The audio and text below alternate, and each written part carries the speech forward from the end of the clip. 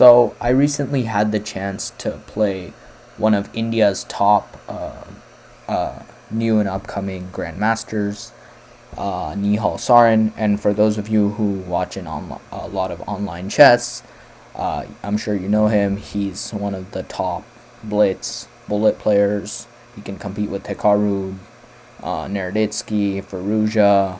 Even he beat Magnus in a blitz game recently. So yeah, he's really strong, and his classical rating's also like 26-20. So he'll probably become a super GM soon, and yeah, I had the honor to play him, part of the Checkmate COVID simul.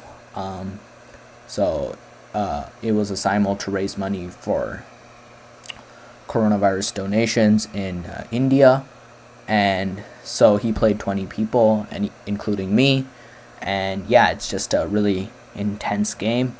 So hopefully you can gain something instructive or find it entertaining. So he opened with 1d4, and I did prepare a little for this game. I prepared the semi-Tarrasch for one knight f3 and one d4. I prepared the semi-Tarrasch sort of setup with d4, c5, knight c6, bishop f5, d6, bishop d6, and so forth. So I was really happy to see d4 on move 1. And I knew I'd get black because this is a simul. So the person playing white always gets more time and gets white. The person playing the simul gets white and more time. So yeah, he had 45 minutes plus 30-second increment, and I had 30 seconds plus 30-second increment. So I responded with d5, c4, e6, knight f3. So knight f3 is not the most common. Knight c3 is usually what people play, but now we transpose back into main line. So here, as I said, I'd go for the semi-Tarrasch, and he played c takes d5, which is the main move. So here I was looking at the database the day before, and most grandmasters just take like this, and then there's queen takes d4, knight takes d5, e4, knight takes c3, queen takes c3, and the game continues. I didn't want to go to this because it's like a lot of theory to remember, and I'm not familiar with these type of positions, so I don't know the plans and exactly how to execute them.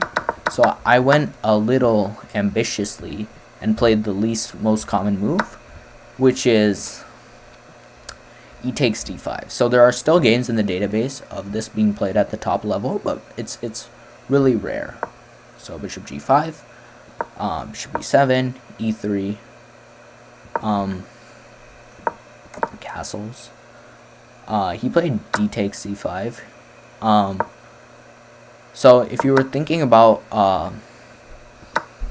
why you can't take here, or why can't you just take here and then take and win a pawn, this is what I had calculated in the game, or saw in the game. That's why he didn't go for this. B takes c3, and now you get queen a5. So that's why he didn't take on f6 first and then take on c5. He took on c5 first, because this is just ugly. Now you have to play like something like queen b3, and then I take back, and yeah, this is just ugly. I'll get some rapid development, and yeah. So instead of taking my knight, he took my pawn. So I went queen a5, hitting the pawn and pinning the knight. So now, because if I hadn't done that, for example, like the knights and the queen is attacking the pawn, and so I pinned his knight and attacked c5. Okay, so bishop e2, knight c6, castles, bishop e6. I went bishop e6 because if I go bishop f5, it's the same idea, like takes, and now I lose a central pawn. My bishop's hanging. This is just terrible. He's going to bring his rooks into the middle. I have to save my bishop, for example. Now for something like queen c4, and look at this position for white. You're up a pawn, and it's really easy to play, basically. So that's why instead I went bishop e6. He went a3, trying to go b4. I took on c5, regained my pawn. So now the material is completely equal, and I do have an isolated d pawn. So that's my one liability. But if I can get rid of it or trade it off, then I should be perfectly fine. So objectively, the position's just equal. So he goes rook c1.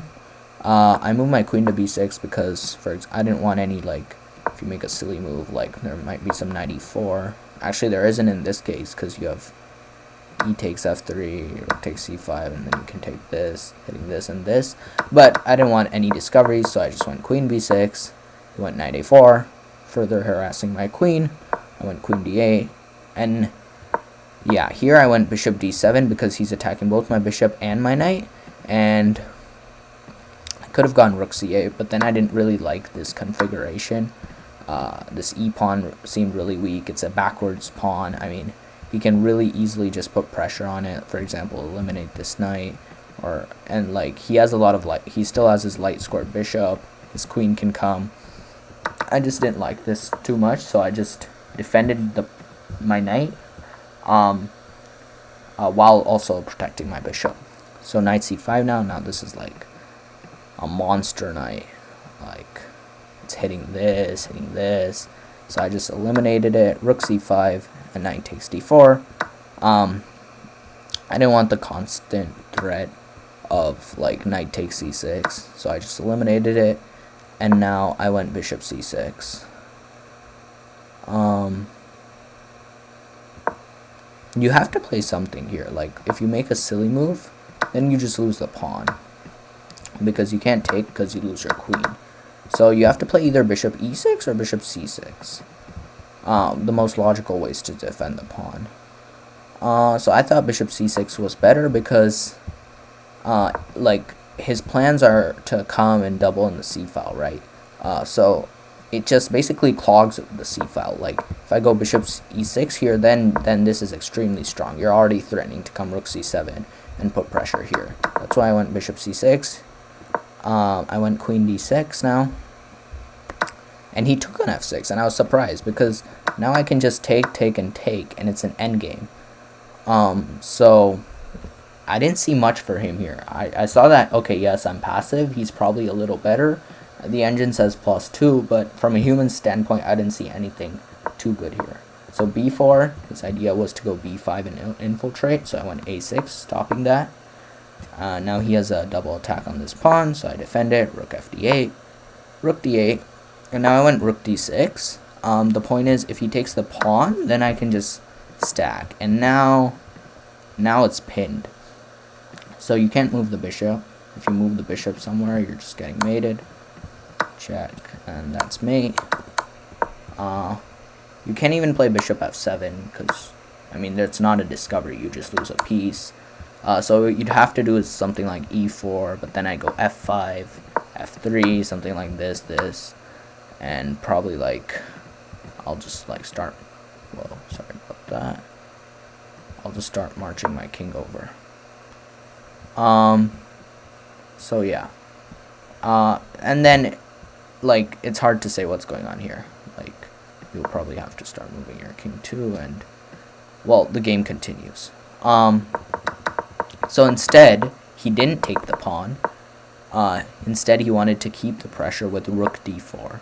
So I stacked, now, my rook, adding extra protection, and now he found g4. And g4 is quite the move, because not only do you open up entryway for your king to get in, like, you're just gonna start expanding and bring your king over here, and you're gonna hunt this pawn down, and you'll be winning. Okay, so I counteract that, and now I play h6. We're just both improving the position, and he found bishop d1, and now that I see the point, he wants to go a4, b5, and then take, and then he'll get rook c7, and then he infiltrates. So I took, and here I went f5, which is an inaccuracy. If I had just gone king g6 or king f6, like, there's not much he can do here. Like, I'm just gonna repeat, and like, there's no way to break through. Like, a4, I'll go here. If b5, I'll take it. And I even have this check. And like, there's no easy way. Like, I can give a check here. And yes, you can infiltrate, but I'm also getting some counterplay along these files because your king is so open. So that was the point. But I had like 6 minutes on the clock here, and he had like an hour. So because this is a 30-second increment game, so he's playing like every move instantly, and I'm like taking my time because I don't know. Yeah, it was intense. So I went f5, but now the problem is his king gets in. So here, his king is here now. So this I didn't like because, like, let's say I do something like this. Now he gets this diagonal. And now I have to really, like, get my resources. Then he hits this. And now the position collapses. Like, for example, here. Now you go a4. Now this is much stronger because now you're getting in. And, like, my king's not over here to help out. And I don't have these open g files for counterplay. So this f5 move was quite the inaccuracy. So now I wanted to meet b5 with bishop d7, and now he goes h5, locking this side. So king f6, and now he just wins the d5 pawn. And so now, okay, I found rook c4, which is the top move according to the engine, pushing the king back, and now bishop d3. And now, this was like the critical move. If I just played king e6, I can still hold this for a draw. But I just missed one critical variation. So I thought, okay, he'll go rook d6, I'll just go king e7. What's the big deal? But what I missed to see was there's this insane tactic where you can take, and now bishop b3. And, okay, I'd take, or sorry, not that. I'd come here, and he push. So I have no choice but to, like, unpin. So he takes my rook, and then he just brings his king. And I'm too slow. Like, for example, let's say he pushes. Anywhere I go, okay, let's say I go to c6. He comes to d3. b5. Let's start pushing. And we'll queen at the same time. So I'm not one tempi short. But now there's this beautiful tactic. Queen c8, king b5, and queen b8. And you skewer the queen and pick it up. So you might be asking, okay, just go somewhere else. Like, instead of c6, come here. So now if we try the same variation, you're actually one tempi too short because you queen would check. White queens would check. And now you're just never, like, I mean, you can even sack this queen for the pawn, and like still win this game with e5, e6, e7, and e8, and so forth. So, and if you try something like king c7, then the white king just marches after it, and now you're never winning this. White has two connected passed pawns, and yeah. So, noticing all of that calculation, I went rook to e4, saying, okay, now he can, because my point was, okay, this, then I get pinned, so why don't I just move my rook? But then this occurred anyways, and now he gets to trade off pieces. And now he's just a pawn up in an endgame. So I went king f6, and now he went a5, locking my a6 pawn. I tried king e6, but he correctly trades, and now he just pushes my king back. And it was actually, which move was it? Yeah, it was on, yeah, it was on move 52, in this position, which I resigned the game. Yeah, so, because I realized what was going to happen. So basically, anywhere I move the king, basically he just takes all the pawns, h6, h7, or even f7, and checkmate. And if you go here, I'll go here, make this queen, and you're getting mated. So yeah, it was a honor playing him, and it's insane how these GMs can find like this bishop d1 and king g4. Like, as an 1800, g4 is the last move I'd see. He found it in like 2 seconds, and it's the top move recommended by the engine. And then this bishop d1 to play a4, b5, and seeing that this pawn is weak. Yeah. Activating the king so much. Yeah, it's just pure masterclass. Playing h5 at the right moment, and then correctly trading off the pieces for winning endgame. So yeah, it was quite the game, and yeah, I really enjoyed it, and I hope you found it helpful and entertaining.